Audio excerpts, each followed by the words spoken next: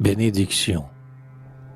Lorsque, par un décret des puissances suprêmes, le poète apparaît en ce monde ennuyé, sa mère épouvantée et pleine de blasphème crispe ses poings vers Dieu qui la prend en pitié. Ah, que n'ai-je mis bas tout un nœud de vipère, plutôt que de nourrir cette dérision. Maudite soit la nuit au plaisir éphémère, où mon ventre a conçu mon expiation. Puisque tu m'as choisi entre toutes les femmes pour être le dégoût de mon triste mari, que je n'y puis pas rejeter dans les flammes comme un billet d'amour, ce monstre rabougri. Je ferai rejaillir ta haine qui m'accable sur l'instrument maudit de tes méchancetés, et je tordrai si bien cet arbre misérable qu'il ne pourra pousser ses boutons empestés. Elle ravale ainsi l'écume de sa haine, et, ne comprenant pas le dessein éternel, elle-même prépare au fond de la géhenne les bûchers consacrés au crime maternel. Pourtant, sous la tutelle invisible d'un ange, l'enfant déshérité s'enivre de soleil, et dans tout ce qu'il boit et dans tout ce qu'il mange, retrouve l'ambroisie et le nectar vermeil.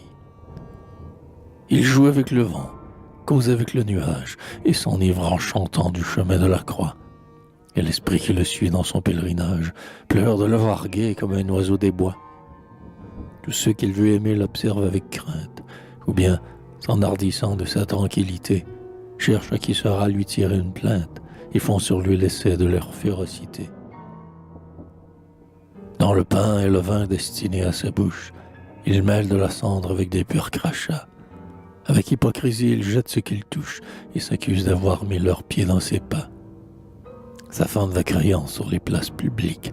Puisqu'il me trouve belle et qu'il veut m'adorer, je ferai le métier des idoles antiques que souvent il fallait repeindre et redorer. Et je vais me saouler d'honneur, d'encens, de myrrhe, de génuflexion, de viande et de vin, pour savoir si j'ai puisé dans un cœur qui m'admire, usurper en riant les hommages divins. Et quand je m'ennuierai de ces farces impies, je poserai sur lui ma frêle et forte main, et mes ongles, pareils aux ongles des harpies, seront jusqu'à son cœur se frayer un chemin. Comme un tout jeune oiseau qui tremble et qui palpite, j'arracherai ce cœur tout rouge de son sein, et, pour rassasier ma bête favorite, je le lui jetterai par terre avec dédain. Vers le ciel, où son œil voit un trône splendide, le poète serein lève ses bras pieux, et les vastes éclairs de son esprit lucide lui dérobent l'aspect des peuples furieux.